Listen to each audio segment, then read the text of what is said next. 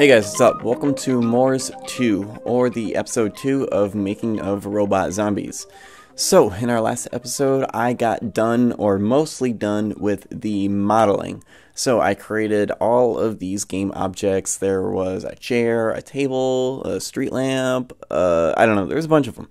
A crate, a garbage can, a barrel.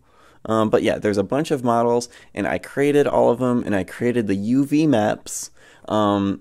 So basically I created the map in which I will overlay the textures or the 2D images, and then it will get cut apart and laid on top of the actual 3D model. So I got all of that done, and now in this episode I'm going to show you all of the textures that I created for the game. So, a lot of these textures, first of all, what I did is I just had an empty, or not completely empty, but I just had a project in Unity that just had a copy of all of these models in it, and I used this to create or a rough draft of all of the textures for these models. Now, most of the models have actually two or sometimes three textures in all of them. Most of them are two. There's just the texture, and then there's the bump map, which the bump map, for the most part, I just copied the main texture and I converted it to black and white, and I adjusted it a little on some of the models, but for most of the time, I could just copy and paste it and it worked fine. What else do I have to say about the textures? Some of the textures were just tiled textures. So the simplest example I can give is a brick wall.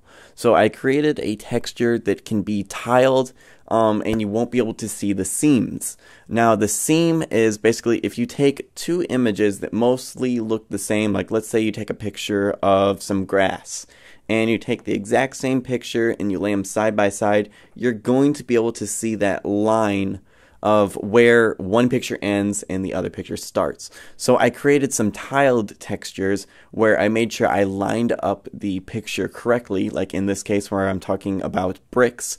I lined it up with the crevice of the bricks so that the bricks line up perfectly so that you can't see that seam. And there's also a couple of other Photoshop tricks that I used to make it so that you couldn't see the seam. But I created some cement, some brick, some other stuff, some metal stuff. But yeah, I also created those tiled textures. And then I threw all of them into a room where basically I just messed with the lighting and all of that. And then I also created lens flares. I might as well throw that in this episode because those are basically just a texture. So a lens flare, basically I needed to draw all the different parts of a lens flare. Like there's like one part that's a long skinny purple line, there's one part that's just a circle, there's one part where it's a bunch of lines flaring outwards, and a couple of things like that, and I just overlaid them on top of each other at different distances from each other and put it inside of the Unity's flare system and created some really cool looking lens flares. And then I also messed with lighting and got the bump maps looking perfect, and I put it all inside of one big room where I just tested all of the textures until everything looked perfect. And then from there I did the level design, which I will explain in MORZ 3. And I'll actually talk about all the different steps I've taken for level design, but for this episode I'm just focusing on textures. So now I'm going to go into the screen recording and actually show you in more detail the process that I have taken to create these textures. Alright, here we are inside of the texture testing room, I guess. So this is just a real simple room that I had floor, ceiling, and walls, and then I just threw everything else in here for testing purposes. So when I run it and show you around my level, one thing, when I was working in this level, I didn't have the gun and the laser pointer set up the way I do right now. But anyways, so yeah, I don't really know how much there is to say. Basically, I just threw all of these models in here and I resized them because when I first threw them in here, they were really, really tiny and it didn't make a lot of sense. It was like an office desk for ants. So I had to resize everything and to get all the textures right, get all the reflection maps the way I wanted, and just get everything the way I wanted. And then I saved everything inside of prefabs. Like I believe this is actually a prefab, even though it's 8 objects.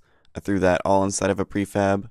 I also was testing out the lens flares, as you can see, and in some cases they're a little bit overpowering, so I had to make sure I like toned them down. What else is there to say about this room? I mean, there's really no planning whatsoever. Everything's just randomly thrown in here. And then here's where I was testing my tiled textures, and this reflection map, the reflection map I used on pretty much everything, is just one tiled image that I put inside of a cube map. It's actually my friend's basement. It was just some completely random image. I think I was actually just testing it to make sure that I had like the lighting settings right on my camera. So it wasn't even like a real picture. It was just some random picture I had. I thought, hey, that's good enough for a reflection map. So that is what you were seeing reflections of. That's my friend's basement. So they're not dynamic reflections. And then the bricks have gone through lots of different colors. At first, they were like red, and then I believe like blue, and then orange, and then green. So I don't know what color they'll be in the final thing. But, yeah. What else is there to say? I know I put a little Easter egg on the trash can, if I can find it. It's on one side of the trash can. Where'd it go? It's supposed to say ETeeski trash. Maybe the resolution's too low. I don't know. But yeah, that's pretty much it. And why don't I now show you the textures themselves, which I have opened up in a window right here. So here are the air ducts. I don't know exactly which texture I used, because there are a couple of copies of the same textures in here. But for the air ducts, let me go back to Unity so I can show you. I did UV map them, and I was ready to individually texture all of them. But as it turns out, that really doesn't make that much of a difference. And I ended up just using the same texture for all 3 of these different models. There's what I call the hanging vent, the straight vent, and the curved vent. And I use the exact same texture for all of those. So yeah, let's go back to the textures, and let's just fly through them and see what interesting stuff we have. So here's the bump map of the barrel, and then the barrel itself. As you can see, I was really lazy. Instead of actually lining it up with the actual UV map, I just threw, this is actually the side of a dumpster. I just threw that over the whole image. And then this, I believe, is actually a door stopper thing. And I thought that looked like part of a barrel, so I threw that on there. And I can't remember what this is. Some piece of metal from something. Here, I wasn't quite as lazy with the book. I actually wanted the book to look nice. This is just a random book I had laying around my house that didn't have too much writing on it. So I used that. That's the bump map. That's the actual texture. Oh, ceiling rafter. I guess this is just that's like some duct tape that's over some ventilation in my basement. So that randomly worked. What is this? Oh, the chair. The chair I was pretty lazy with. Oh, I actually got actual fabric from an actual office chair in my house. And I believe this whole area is not a Tupperware container, like a container that you use to like store things in storage.